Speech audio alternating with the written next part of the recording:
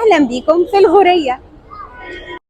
لو قالوا لك إن المسجد الحرام في مكة بس، فمصر كمان فيها المسجد الحرام. أهلا بيكم في جامع السلطان الغوري، في واحد من أهم الأماكن الأثرية الإسلامية في مصر. السلطان سليم الأول بعت مجموعة من الفنانين والمهندسين لإسطنبول علشان يرجعوا بالزخارف والتحف المعمارية اللي موجودة فيها واللي نشأ بيها الجامع ده، وأمر بإنشائه السلطان الأشرف قنصوة الغوري سنة 1503 وتم الانتهاء منه سنة 1504. وده كان آخر حكام الدولة المملوكية الجراكسة، وكان واحد من المشايخ شرع للسلطان الغوري علشان تدخل الجنة فلازم تبني مسجد ومدرسة، فراح بني المجموعة اللي بتضم قبة ووكالة ومسجد السلطان الغوري. واحنا هنا في مسجد السلطان الغوري، ده المكان اللي بيجمع بين الروح المصرية وعبق التاريخ. والمصريين سموه المسجد الحرام مش علشان حرم فيه القتال، ولكن علشان شايفين ان السلطان الغوري بنى المسجد ده